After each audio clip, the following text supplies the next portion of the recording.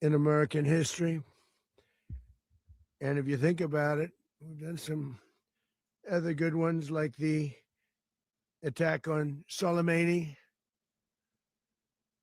the attack on al-Baghdadi, and the obliteration and decimation of the Iran nuclear sites just recently in an operation known as Midnight Hammer, all perfectly executed and done. No nation in the world could achieve what America achieved yesterday, or frankly, in just a short period of time. All Venezuelan military capacities were rendered powerless as the men and women of our military, working with U.S. law enforcement, successfully captured Maduro in the dead of night. It was dark. The lights of Caracas were largely turned off due to a certain expertise that we have. It was dark and it was deadly. But captured along with his wife, Celia Flores, both of whom now face American justice. Maduro and Flores have been indicted in the Southern District of New York, it's Jay Clayton, for their campaign of deadly narco-terrorism against the United States and its citizens. I want to thank the men and women of our military who achieved such an extraordinary success overnight with breathtaking speed, power, precision, and competence. You rarely see anything like it. You've seen some raids in this country that didn't go so well. They were an embarrassment. If you look back to Afghanistan, or if you look back to the Jimmy Carter days, they were different days. We're a respected country again, maybe like never before. These highly trained warriors operating in collaboration with U.S. law enforcement caught them in a very ready position. They were waiting for us. They knew we had many ships out in the sea, just sort of waiting. They knew we were coming. So they were in a ready, what's called a ready position, but they were completely overwhelmed and very quickly incapacitated. If you would have seen what I saw last night, you would have been very impressed. I'm not sure that you'll ever get to see it, but it was an incredible thing to see. Not a single American service member was killed, and not a single piece of American equipment was lost. We had many helicopters, many planes, many people involved in that fight. But think of that, not one piece of military equipment was lost, not one service member was, more importantly, killed. The United States military is the strongest and most fearsome military on the planet by far, with capabilities and skills our enemies can scarcely begin to imagine. We have the best equipment anywhere in the world. There's no equipment like what we have. And you see that even if you just look at the boats. We've knocked out 97% of the drugs coming in by sea. 90%. Each boat kills on average, 25,000 people. We knocked out 97%. And those drugs mostly come from a place called Venezuela. We're going to run the country until such time as we can do a safe, proper, and judicious transition. So we don't want to be involved with having somebody else get in, and we have the same situation that we had for the last long period of years. So we are going to run the country until such time as we can do a safe, proper, and judicious transition. And it has to be judicious because that's what we're all about. We want peace, liberty, and justice for the great people of Venezuela.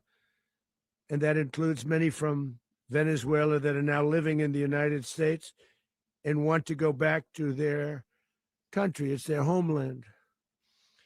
We can't take a chance that somebody else takes over Venezuela that doesn't have the good of the Venezuelan people in mind. We've had decades of that. We're not going to let that happen. We're there now, And what people don't understand, but they understand as I say this, we're there now, but we're going to stay until such time as the proper transition can take place. So we're going to stay until such time as we're going to run it essentially until such time as a proper transition can take place. As everyone knows, the oil business in Venezuela has been a bust, a total bust for a long period of time. They were pumping almost nothing by comparison to what they could have been pumping and what could have taken place. We're going to have our very large United States oil companies, the biggest anywhere in the world, go in, spend billions of dollars, fix the badly broken infrastructure, the oil infrastructure, and start making money for the country.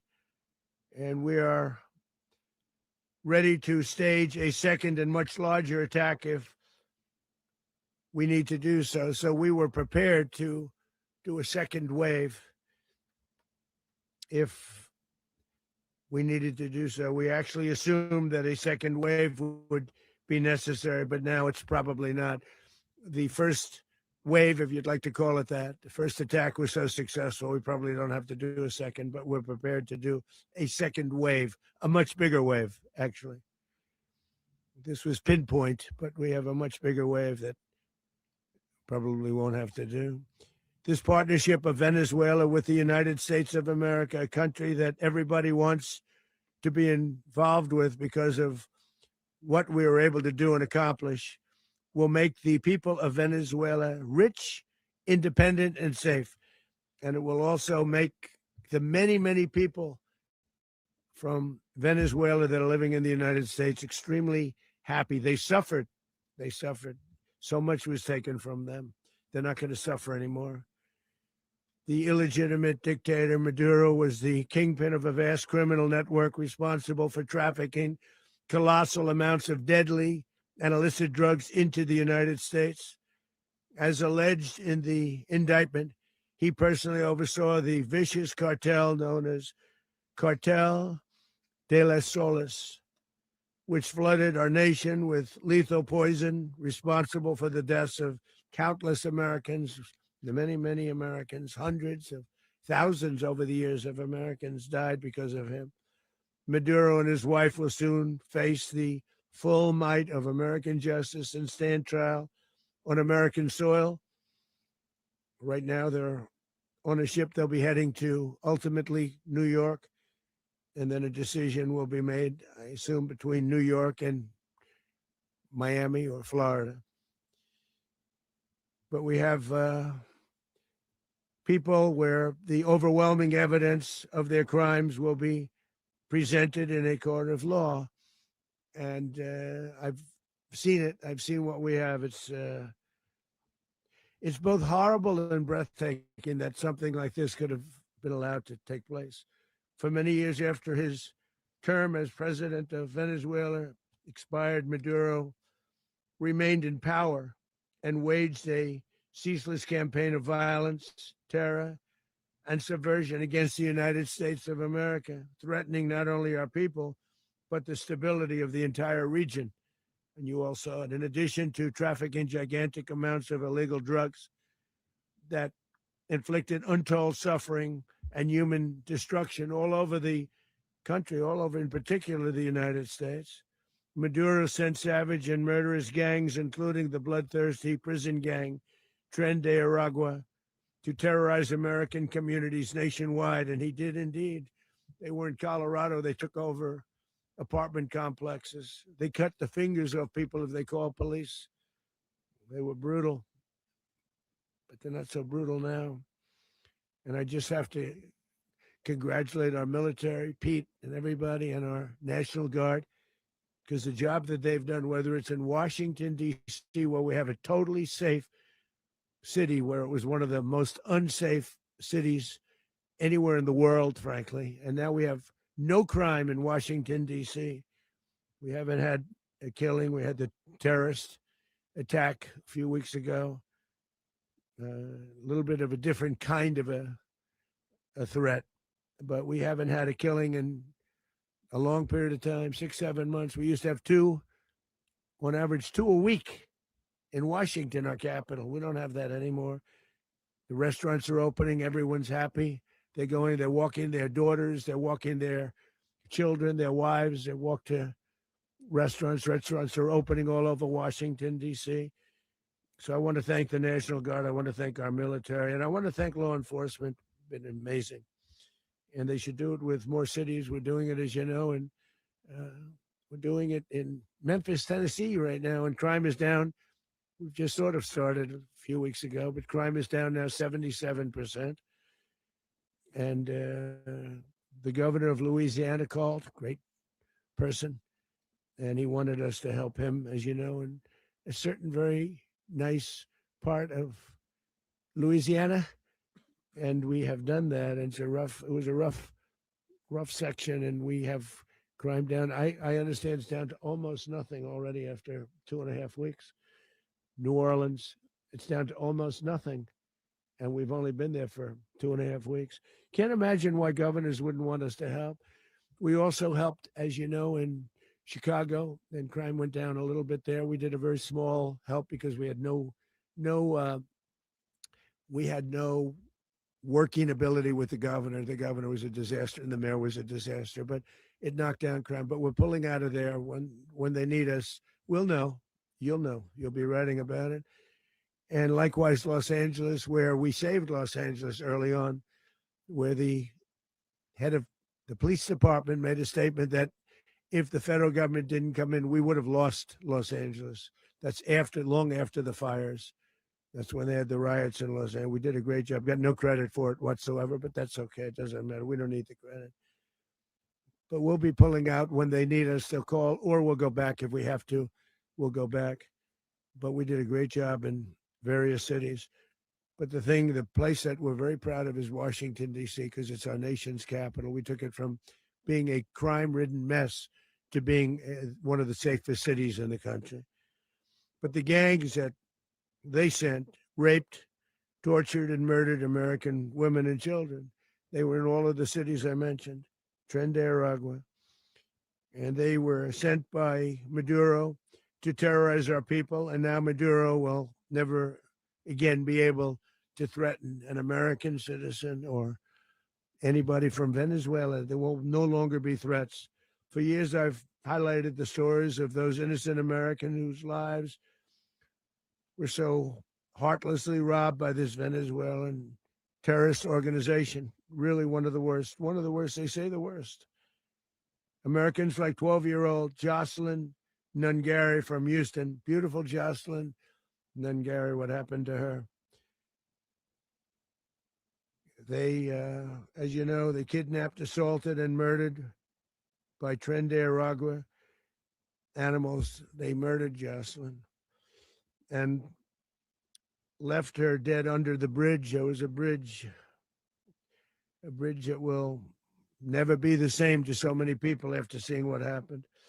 As I've said many times, the Maduro regime emptied out their prisons, sent their worst and most violent monsters into the United States to steal American lives. And they came from mental institutions and insane asylums. They came from prisons and jails. The reason I say both, they sound similar. Actually, prisons, a little bit more hostile, a little bit tougher.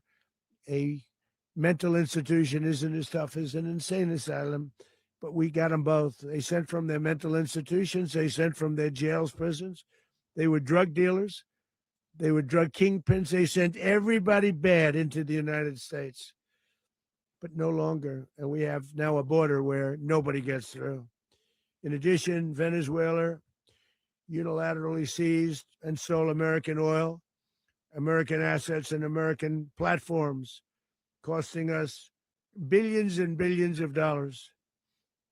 They did this a while ago, but we never had a president that did anything about it. They took all of our property.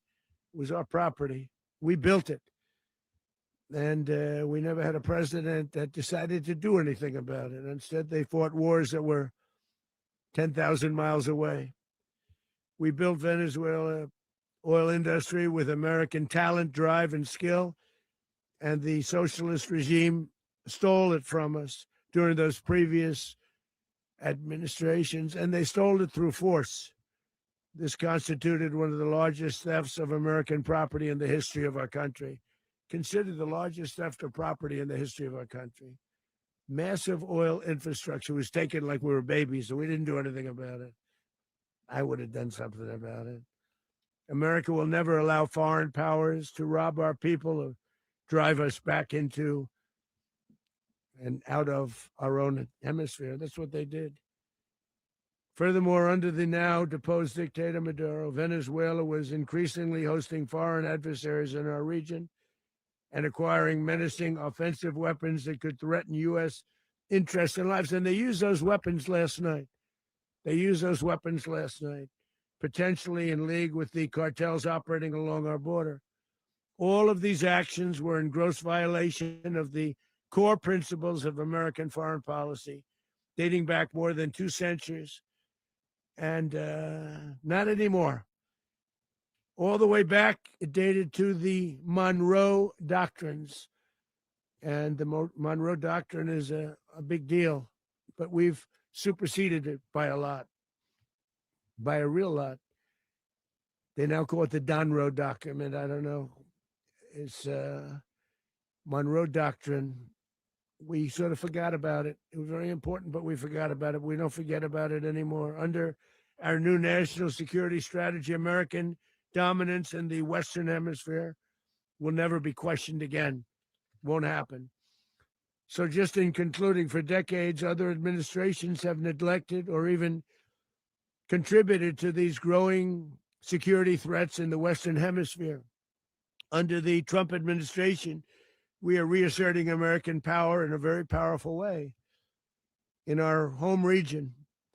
And our home region is very different than it was just a short while ago. The future will be, and we did this in my first term. We had great dominance in my first term, and we have far greater dominance right now. Everyone's coming back to us. The future will be determined by the ability to protect commerce and territory and resources that are core to national security. These are core to our national security. Just like tariffs are, they've made our country rich, and they've made our national security stronger than ever before. But these are the iron laws that have always determined global power. And we're going to keep it that way. We will secure our borders. We will stop the terrorists. We will crash the cartels, and we will defend our citizens against all threats, foreign and domestic. Other presidents may have lacked the courage or whatever to defend America, but I will never allow terrorists and criminals to operate with impunity against the United States. This extremely successful operation should serve as warning to anyone who would threaten American sovereignty or endanger American lives. Very importantly, the embargo on all Venezuelan oil remains in full effect. The American Armada remains poised in position, and the United States retains all military options until United States demands have been fully met and fully satisfied. All political and military figures in Venezuela should understand what happened to Maduro can happen to them, and it will happen to them if they aren't just fair, even to their people. The dictator and terrorist, Maduro, is finally gone in Venezuela. People are free. They're free again. It's been a long time for them, but they're free. America is a safer nation this morning. It's a prouder nation this morning because it didn't allow this horrible person and this country that was doing very bad things to us. It didn't allow it to happen. And the Western Hemisphere is right now a much safer place to be. So I want to thank everybody for being here. I want to thank General Raisin Kane. He's a fantastic man. I've worked with a lot of generals. I worked with some I didn't like. I worked with some I didn't respect. I worked with some that just weren't good. But this guy is fantastic. I watched last night one of the most precise attacks on sovereignty. I mean, it was an attack for justice. and I'm very proud of him, and I'm very proud of our Secretary of War, Pete Hegseth, who I'm going to ask to say a few words. Thank you very much.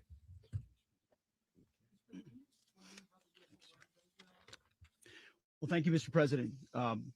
Finally, a commander-in-chief the world respects and the American people deserve. And as the president said, words can barely capture the bravery and the power and the precision of this historic operation, a massive joint military and law enforcement raid flawlessly executed by the greatest Americans our country has to offer. American warriors are second to none, the best in the world and the best of our country. What all of us witnessed last night was sheer guts and grit, gallantry, and glory of the American warrior. I'm simply humbled by such men. And I tip my hat to our chairman, Dan Raisin Kane, and all those Americans who stood watch last night. Our warriors are the elite of America. And again, President Trump has your back. No other country on planet Earth, and it's not even close, could pull this kind of operation off. And no other president has ever shown this kind of leadership, courage, and resolve, the most powerful combination the world has ever seen. As the president said, our adversaries remain on notice. America can project our will anywhere, anytime. The coordination, the stealth, the lethality, the precision, the very long arm of American justice, all on full display in the middle of the night. Nicolas Maduro had his chance, just like Iran had their chance, until they didn't and until he didn't. He effed around and he found out. President Trump is deadly serious about stopping the flow of gangs and violence to our country, deadly serious about stopping the flow of drugs and poison to our people, deadly serious about getting back the oil that was stolen from us, and deadly serious about reestablishing American deterrence and dominance in the Western Hemisphere. This is about the safety, security, freedom, and prosperity of the American people. This is America first. This is peace through strength. And the United States War Department is proud to help deliver it. Welcome to 2026. And under President Trump, America is back. I'd like to welcome now our chairman, Chairman Raisin Kane, to give a few more details about the operation. Mr. Chairman. Thank you, Mr. Secretary. Thank you, Mr. President, and good morning. Last night, on the order of the President of the United States and in support of a request from the Department of Justice, as the President said, the United States military conducted an apprehension mission in Caracas, Venezuela, to bring to justice two indicted persons, Nicolas and Cecilia Maduro. This operation, known as Operation Absolute Resolve, was discreet, precise, and conducted during the darkest hours of January 2nd and was the culmination of months of planning and rehearsal, an operation that, frankly, only the United States military could undertake. What I'd like to do this morning is talk to you through some of the preparation and the details without compromising any of our tactics, techniques, and procedures. There is always a chance that we'll be tasked to do this type of mission again. Our interagency work began months ago and built on decades of experience of integrating complex air, ground, space, and maritime operations. While the past 2 decades have honed the skills of our special operations forces, this particular mission required every component of our joint force, with soldiers, sailors, airmen, Marines, and Guardians working in unison with our intelligence agency partners and law enforcement teammates in an unprecedented operation. We leveraged our unmatched intelligence capabilities and our years of experience in hunting terrorists. And we could not have done this mission without the incredible work by various intelligence agencies, including the CIA, NSA, and NGA. We watched, we waited, we prepared, we remained patient and professional. This mission was meticulously planned, drawing lessons from decades of missions over the last many years, many missions over these last many years. This was an audacious operation, that only the United States could do. It required the utmost of precision and integration within our joint force. And the word integration does not explain the sheer complexity of such a mission. An extraction so precise, it involved more than 150 aircraft launching across the Western Hemisphere in close coordination, all coming together in time and place to layer effects for a single purpose: to get an interdiction force into downtown Caracas while maintaining the element of tactical surprise. Failure of one component of this well-oiled machine would have endangered the entire mission, and failure is never an option for America's joint force. Those in the air over Caracas last night were willing to give their lives for those on the ground and in the helicopters. Let me talk a little bit about the preparation.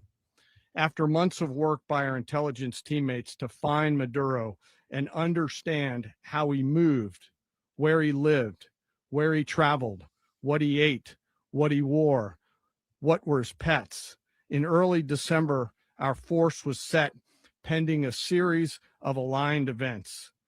Key was choosing the right day to minimize the potential for civilian harm and maximize the element of surprise, and minimize the harm to the indicted personnel, so as the president said, they could be brought to justice. And as the president said earlier today, weather in Venezuela is always a factor this time of the year. And over the weeks through Christmas and New Year's, the men and women of the United States military sat ready, patiently waiting for the right triggers to be met and the president to order us into action. Last night, the weather broke just enough, clearing a path that only the most skilled aviators in the world could maneuver through. Ocean, mountain, low cloud ceilings. But when tasked with a mission, this organization does not quit. At 10:46 p.m. Eastern time last night, the president ordered the United States military to move forward with this mission. He said to us, and we appreciate it, Mr. President, good luck and Godspeed. And those words were transmitted to the entire joint force. Over the course of the night, aircraft began launching from 20 different bases on land and sea across the Western Hemisphere. In total, more than 150 aircraft, bombers, fighters, intelligence, reconnaissance, surveillance, rotary wing were in the air last night. Thousands and thousands of hours of experience were airborne. Our youngest crew member was 20, and our oldest crew member was 49, and there's simply no match for American military might. As the night began, the helicopters took off with the extraction force, which included law enforcement officers, and began their flight into Venezuela at 100 feet above the water. As they approached Venezuelan shores, the United States began layering different effects provided by Spacecom, Cybercom, and other members of the interagency to create a pathway. Overhead, those forces were protected by aircraft from the United States Marines, the United States Navy, the United States Air Force, and the Air National Guard. The force included F-22s, F-35s, F-18s, EA-18s, E-2s, B-1 bombers, and other support aircraft, as well as numerous remotely piloted drones. As the force began to approach Caracas, the Joint Air Component began dismantling and disabling the air defense systems in Venezuela, employing weapons to ensure the safe passage of the helicopters into the target area. The goal of our air component was, and always will be to protect the helicopters and the ground force and get them to the target and get them home. As the force crossed the last point of high terrain where they'd been hiding in the clutter, we assessed that we had maintained totally the element of surprise. As the helicopter force ingressed towards the objective at low level, we arrived at Maduro's compound at 1:01 a.m. Eastern Standard Time, or 2:01 a.m. Caracas local time, and the apprehension force descended into Maduro's compound and moved with speed, precision, and discipline towards their objective and isolated the area to ensure the safety and security of the ground force while apprehending the indicted persons. On arrival into the target area, the helicopters came under fire, and they replied with that fire with overwhelming force in self-defense. One of our aircraft was hit, but remained flyable. And as the president said earlier today, all of our aircraft came home, and that aircraft remained flyable during the rest of the mission. As the operation unfolded at the compound, our air and ground intelligence teams provided real-time updates to the ground force, ensuring those forces could safely navigate the complex environment without unnecessary risk. The force remained protected by overhead tactical aviation. Maduro and his wife, both indicted, gave up and were taken into custody by the Department of Justice, assisted by our incredible U.S. military with professionalism and precision, with no loss of U.S. life. After securing the indicted persons, the force began to prep for departure. Helicopters were called in to exfiltrate the extraction force, while fighter aircraft and remotely piloted aircraft provided overhead coverage and suppressive fire. There were multiple self-defense engagements as the force began to withdraw out of Venezuela. The force successfully exfiltrated and returned to their afloat launch bases, and the force was over the water at 3:29 a.m. Eastern Standard Time with indicted persons on board. And both Maduro and his wife were embarked aboard the USS Iwo Jima. In closing, what we've witnessed today is a powerful demonstration of America's joint force. We think, we develop, we train, we rehearse, we debrief, we rehearse again and again, not to get it right, but to ensure that we cannot get it wrong. Our jobs are to integrate combat power so when the order comes, we can deliver overwhelming force at the time and the place of our choosing against any foe anywhere in the world. I am immensely proud today of our joint force and filled with gratitude to represent them here today. There is simply no mission too difficult for these incredible professionals and the families that stand by them and support them. As we stand here this morning, our forces remain in the region at a high state of readiness, prepared to project power, defend themselves, and our interests in the region. This operation is a testament to the dedication and unwavering commitment to justice and our resolve to hold accountable those who threaten peace and stability. In closing, I want to express my heartfelt gratitude to the brave men and women who executed this mission. Their courage and tireless commitment to our nation are what makes us strong. Thank you, Mr. Secretary, and thank you, Mr. President. Well, I don't have much to add to what you've heard now, other than the following points. Nicolas Maduro was indicted in 2020 in the United States. He is not the legitimate president of Venezuela. That's not just us saying it. The first Trump administration, the Biden administration, the second Trump administration, none of those three recognized him. He's not recognized by the European Union and multiple countries around the world. He is a fugitive of American justice with a $50 million reward, which I guess we saved $50 million. And make sure. yeah, exactly. But Don't let anybody claim it. Nobody deserves it but us. But I want to be clear about one thing. Nicolas Maduro had multiple opportunities to avoid this. He was provided multiple very, very, very generous offers and chose instead to act like a wild man, chose instead to play around. And the result is what we saw tonight. The other message here is the following. You have a guy, like many people around the world, they like to play games. You have a guy who decides he's going to invite Iran into his country, is going to, do the confiscation of American oil companies, is going to flood our country with gang members, is going to take Americans prisoner and try to hold them for hostage and trade them like he was able to do with the Biden administration. Basically likes to play games all this time and thinks nothing's going to happen. And I hope what people now understand is that we have a president. The 47th president of the United States is not a game player. When he tells you that he's going to do something, when tells you he's going to address a problem, he means it. He actions it. I can tell you, I've watched this process now for 14, 15 years, been around it. Everybody talks. I'm going to do this. I'm going to do that. When I get there, we're going to do this. We're going to take, this is a president of action. Like, I don't understand yet how they haven't figured this out. And now if you don't know, now you know, because this is the way it's going to play out. And I think people need to understand that this is not a president that just talks and does letters and press conferences. And, you know, if he says he's serious about something, he means it. And this is something that was a direct threat to the national interest of the United States. And the president addressed it. There's a president of peace, by the way. I told you what I just said earlier. This guy had multiple opportunities to find his way somewhere else and figure out another. He could have been living somewhere else right now, very happy, but instead he wanted to play big boy. And so now, you know, he's got other sets of problems on his hands.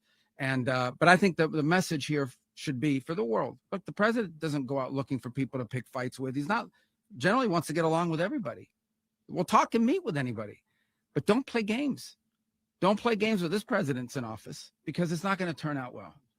And so I hope that, I guess that lesson was learned last night, and we hope it'll be instructive moving forward. Is that a message for Cuba, Mr. President?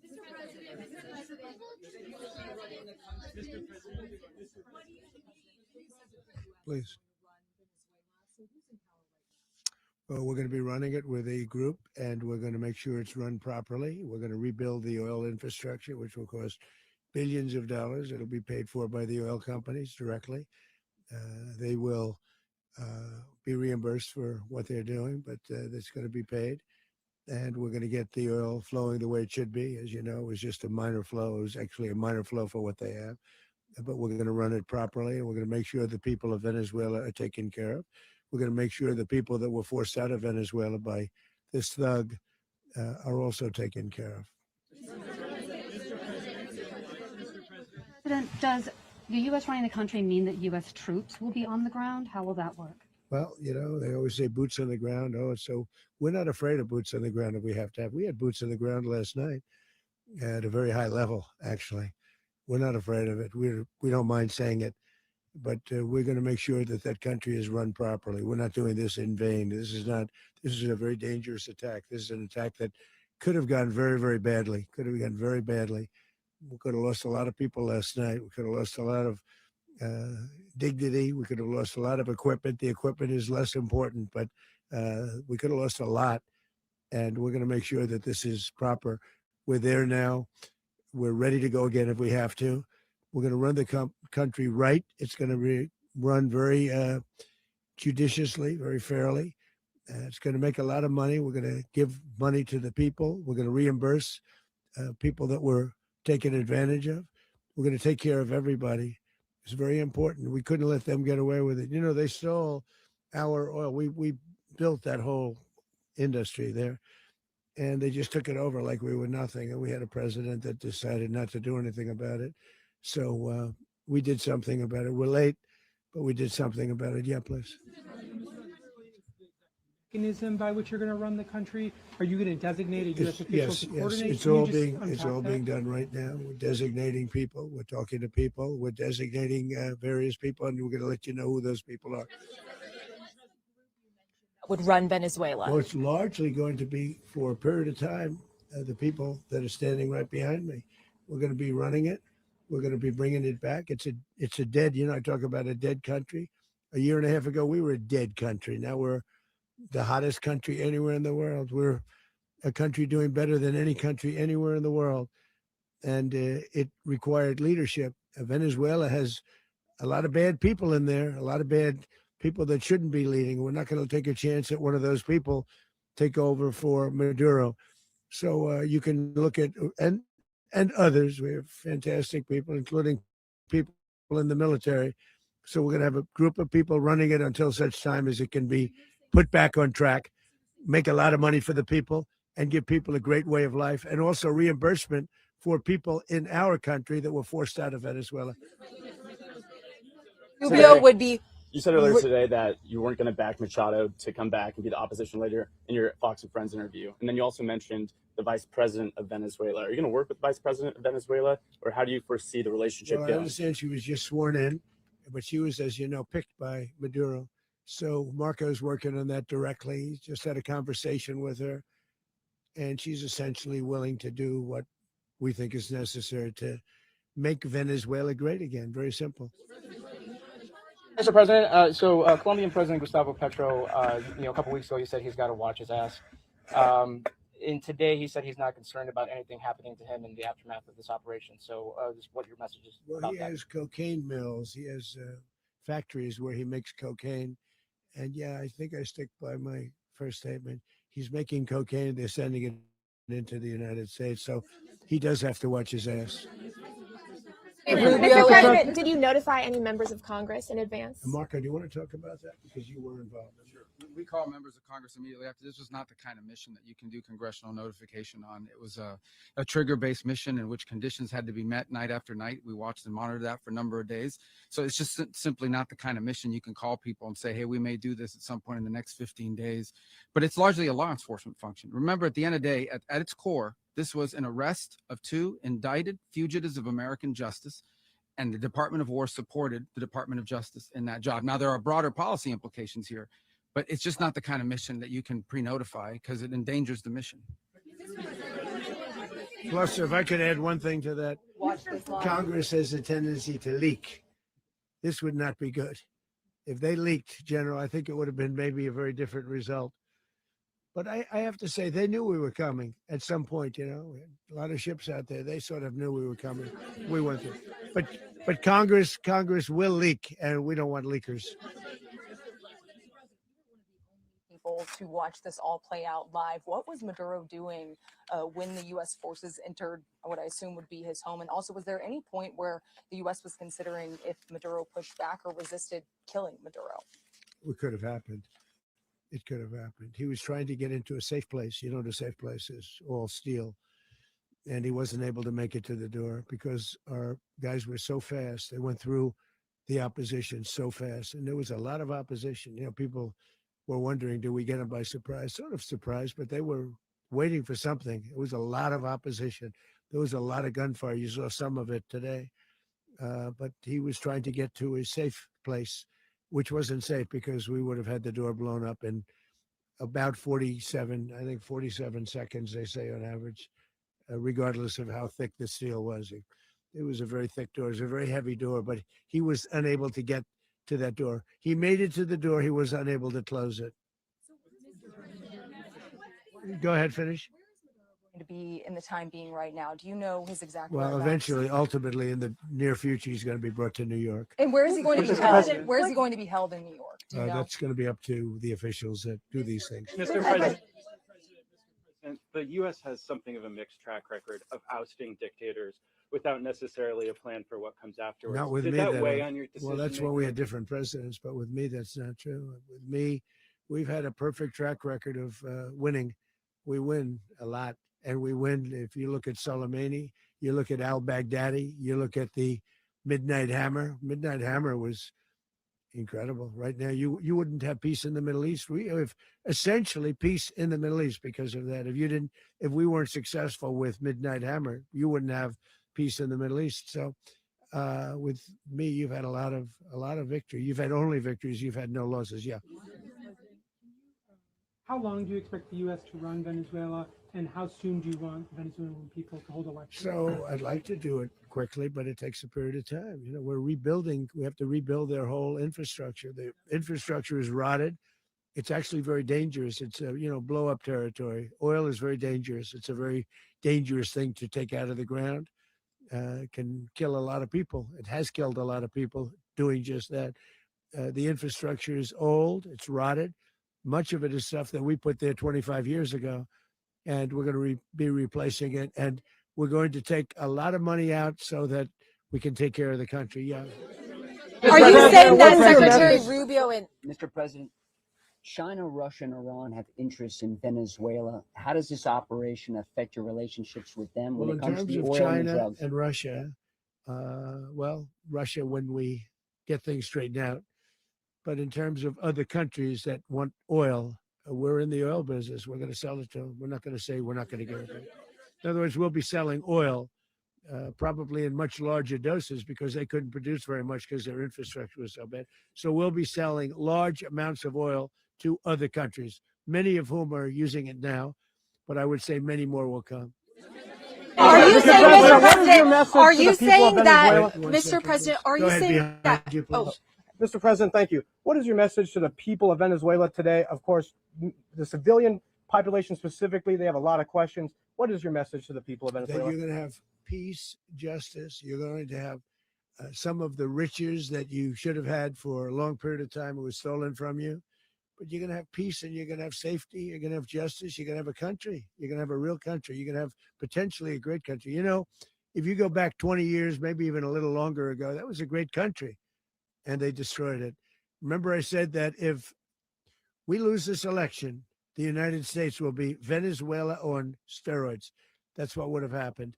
Had we lost the election, the 2024 election, we suffered so badly. When you look at the border from 2020, what they did, what Joe Biden administration did to our country should never be forgotten.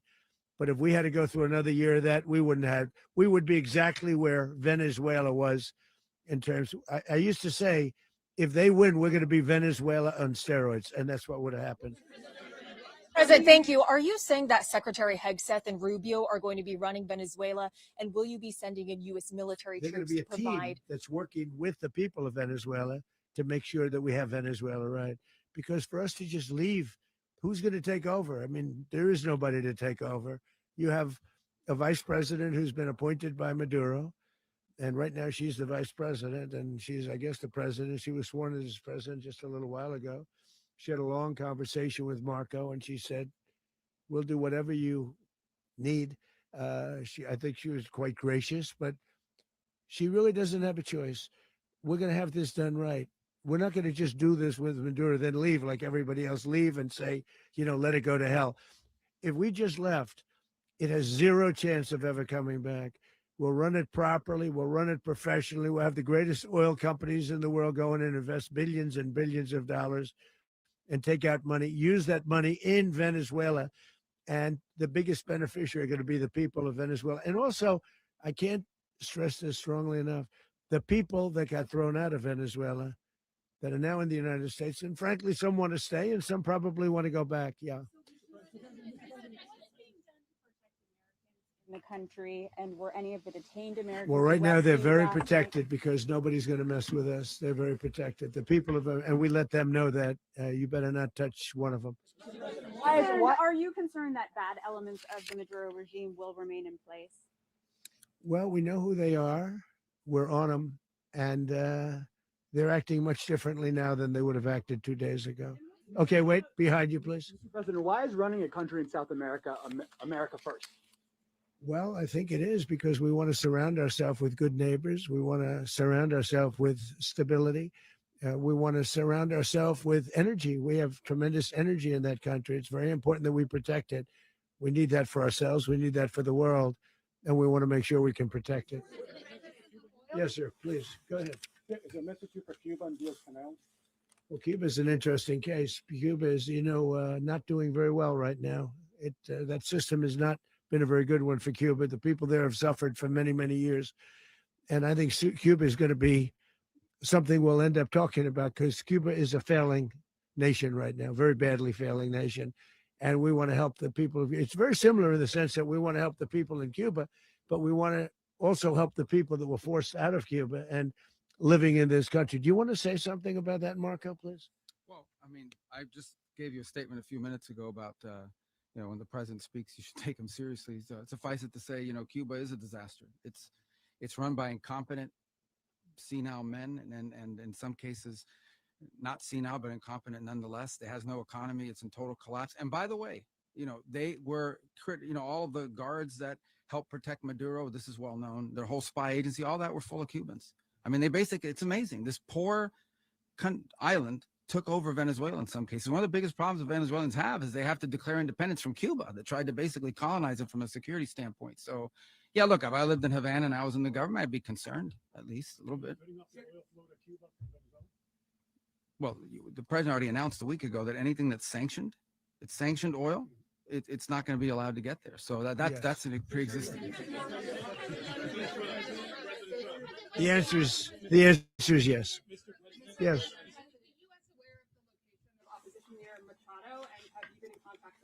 No, we haven't. Really, no, we haven't. Mr. President. Mr. President, on Monday. Oh, I think it would be very tough for her to be the leader. She doesn't have the support within or the respect within the country. She's a very nice woman, but she doesn't have the respect. To be the Mr. President, is leader. it possible that the U.S. ends up administrating Venezuela for years? Well, it won't cost us anything because the money coming out of the ground is very substantial. So it's not going to cost us anything. We will. Well, we want safety there. We want to be surrounded by countries that aren't housing all of our enemies all over the world. That's what was happening. And you don't want to have that. But we're going to be rebuilding and we're not spending money. The oil companies are going to go in. They're going to spend money. We're going to take back the oil that, frankly, we should have taken back a long time ago. A lot of money is coming out of the ground. We're going to get reimbursed for all of that. We're going to get reimbursed for everything that we spend. So it's going to be a very important. This is a very big evening that took place last night. We have to be surrounded by safe, secure countries. And we also have to have energy, very important. We have to have energy that's real energy, not where they're getting 4% and 5% of the energy out of the ground. You take a look, it was such a disaster. So what's going to happen with Venezuela, I think, over the next period of a year is going to be a great thing. And the people of Venezuela will be the biggest beneficiaries. Going to send in the U.S. military. Mr. President, thank you. What did you last speak to Maduro about when you spoke? And is the Well, US I don't want to at get war into with the Venezuela? conversations, but I did have conversations with him, and I said, you got to surrender. And I actually thought he was pretty close to doing so, but now he wished he did, yeah. You said that Maduro is responsible for drug trafficking. You recently pardoned the former president of Honduras who was convicted of many drug trafficking. Can you explain how these two situations are Well, different? And would you ever pardon Maduro? I endorsed, as you know, the winning president, the man who won in Honduras. I endorsed the man who won in Chile. I endorsed the man who won in Argentina. And we are doing very well with that whole group. What the man that I pardoned was, if you could equate it to us, he was treated like the Biden administration treated a man named Trump. That didn't work out too well for them. This was a man who was persecuted very unfairly. He was the head of the country. He was persecuted very unfairly. And there are a number of them. And we felt that it was a very unfair situation that happened to him. He's also a party member of the man who won. So obviously the people liked what I did. And one of the reasons that was done is because of the fact that the party in power felt very strongly that that man was treated very badly. I studied it very quickly, and then I studied it in great detail. I went to a lot of the people standing behind me, and they felt that that man was persecuted and treated very badly. That's why I gave him a pardon. You referenced boots on the ground earlier. Can you just sort of button this up? Do you envision the U.S. military having a presence in Venezuela as the U.S. runs that Well, country? no, we're going to have a presence in Venezuela as it pertains to oil, because we have to have, we're sending our expertise in. So you may need something, not very much. But no, we're going to be taking out a tremendous amount of wealth out of the ground. And that wealth is going to the people of Venezuela and people from outside of Venezuela that used to be in Venezuela. And it goes also to the United States of America in the form of reimbursement for the damages caused us by that country. So I want to thank you all very much. Thank you. Do you have one? Yes, please. You were so nice before. I'm going to give you the final question. Go Thank ahead. you, Mr. Unless it's a President. bad question, in It's which about case I'll Putin. go one word. It's about who? It's about Putin, if you want. About Putin. Well, that's always nice You had to a talk phone. about Putin. You had a phone call with him Yeah. on Monday. Did he talk at all about Maduro? Did y'all talk about this? No, we didn't. And We then- never spoke about Maduro. Are you mad at him right now? I mean, there's this I'm not intelligence. thrilled with Putin. I'm not thrilled with Putin. He's killing too many people. I thought that would be so. I settled 8 1/4 war. You know what the 1/4 was? Thailand and Cambodia. I did it again. They broke out, and I did it in about 5 hours, and I settled it. I'm giving myself 1/4, so I'm up to now 8 1/4. In other words, I settled the war, but then they broke out. They had a pretty bad breakout over the last 4 days. I got them to go back to peace. So I only give 1/4. I thought the easiest one would be, one of the easier ones would be Russia, Ukraine. It's not. And they both have done some pretty bad things. And look, that's Biden's war. That's not my war. But I want to stop the lives. Did you see where last month, 30,000, it was 27,000 the month before. 30,000, mostly soldiers, were killed this last month. 30,000. I want to stop that. You know, I got NATO to pay 5% instead of the 2% that they weren't paying. They weren't paying 2, now they pay 5. And we send them a lot of munitions. We send them a lot of things, missiles and various other things, a lot. And they pay. The United States is not losing money. We're probably making money on that.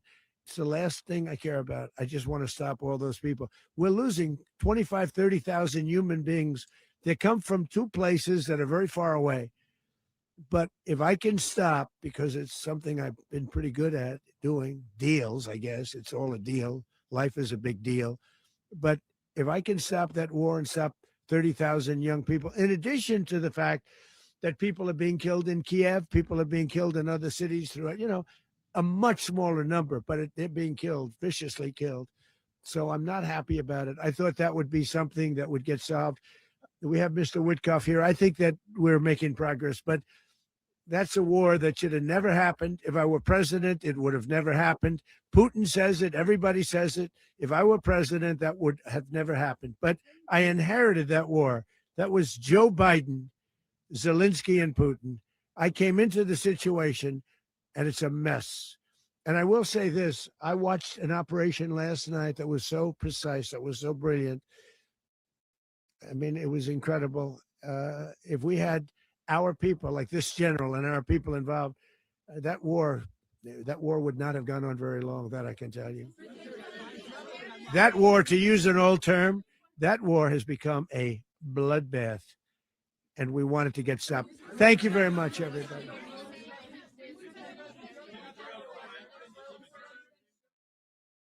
Even terug naar de basis. Even terug naar de basis. Gewoon, wat is eigenlijk? Als jij, dit is kort, letterlijk kort. Werd ik gebeld door mijn spoon. Het is een staatsbezoek. De belangen van de politicatie. Cultuur Open Mic. Uw verhaal vertellen? Bel of app naar +31 68 55 23 789. Ik herhaal +31 68 55